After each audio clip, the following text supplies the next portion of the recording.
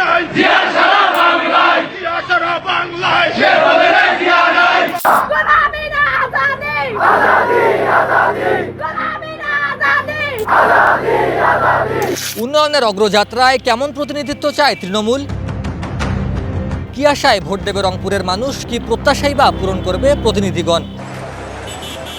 আমার যেহেতু সংসার নেই, সুতরাং আমার কোনো পিছুটার নেই।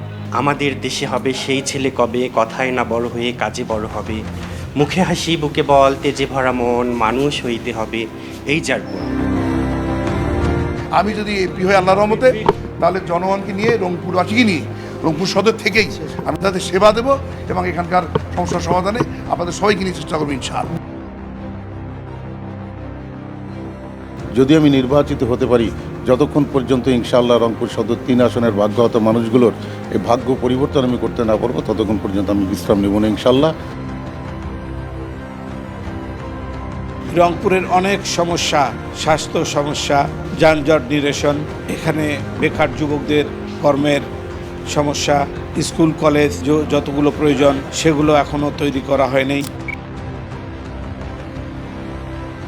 আসলে আমরা উন্নয়নের কথা শুনে এসেছি, কিন্তু সেই উন্নয়ন আসলে সাধারণ মানুষের হয়নি। ভোট একটা উৎসবমুখর পরিবেশ, যার ভোট সে দেবে, যাকে খুশি তাকে দেবে। অনেকে অর্থের সরাসরির মধ্য দিয়ে নির্বাচনটাকে পাড়ি দিতে চান, অনেকে পেশি শক্তির বড়াই করে এই নির্বাচনটাকে পাড়ি দিতে চান।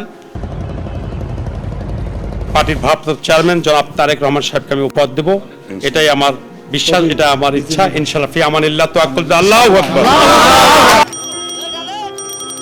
আমার একটা উদ্দেশ্য যে পীরগঞ্জে কোনো নিশাখোর থাকবে না, কোনো গাঁজাখোর, ফেন্সিডিখোর, বাবাখোর থাকবে না।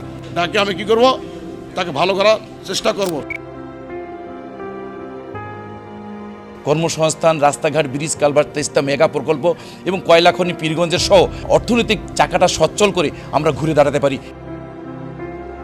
একটি মডেল পীরগঞ্জ গড়ে তোলবার ক্ষেত্রে আমরা সর্বাত্মক চেষ্টা করব ইনশাআল্লাহ। সাধারণ মানুষের ভোটে ভাগ্য পরিবর্তন হবে কার? প্রার্থীর নাকি আমজনতার? অবহেলিত রংপুর আর কবে উন্নয়নের মুখ দেখবে? আসন্ন ত্রয়োদশ জাতীয় সংসদ নির্বাচনকে ঘিরে দেশ নিউজ বিডি 24-এর বিশেষ আয়োজন রোড টু পার্লামেন্ট। দেখতে চোখ রাখুন দেশ নিউজ বিডি 24-এর পর্দায়।